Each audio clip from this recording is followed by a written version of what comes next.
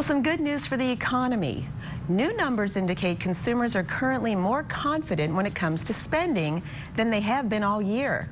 That's a sign of growing economic strength.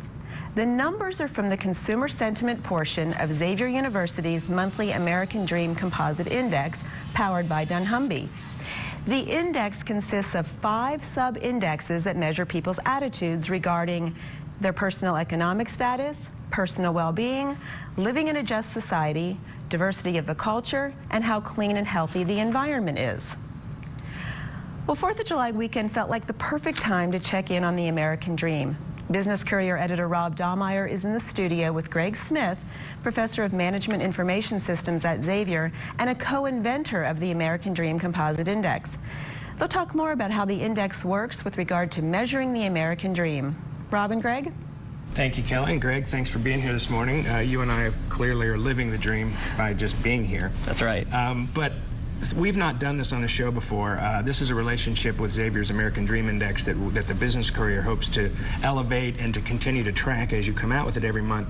So really quickly, Kelly mentioned the consumer confidence part of the American Dream Index, but let's talk about the index itself. She named off the areas.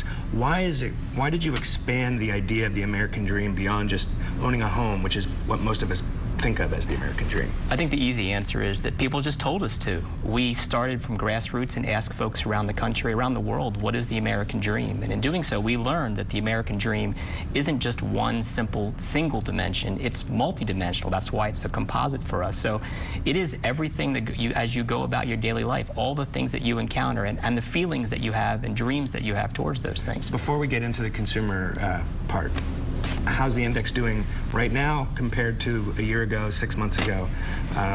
And then how's it compared to when you started it in, I think, 2011, correct? Right, 2011. Well, in 2011 to 2012, we had a nice increase in the American dream, which is our overall quality of life.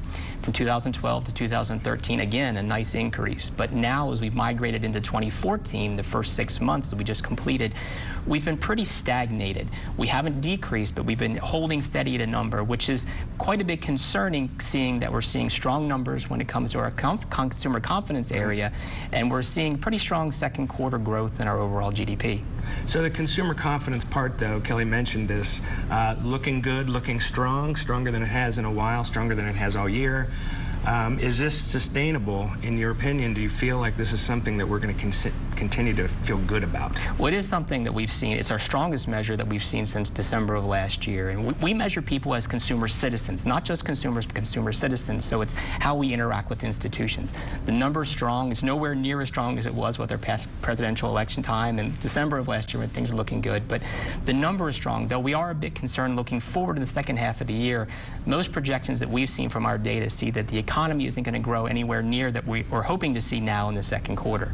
Well, this is something, the reason that the Business Courier, the reason I'm really interested in making sure that we track what you're doing and we really get into what you're doing is because our readers want to make sure that they're ahead of the game, ahead of the competition. They need to know how Americans are feeling, whether they're business to business or business to consumer. It frankly doesn't matter. At the end of the day, it does get back to the consumer. So it's going to be really interesting to keep an eye on things, and hopefully we can get you back here in a month. Great. Thanks, Rob. All right. Thank you.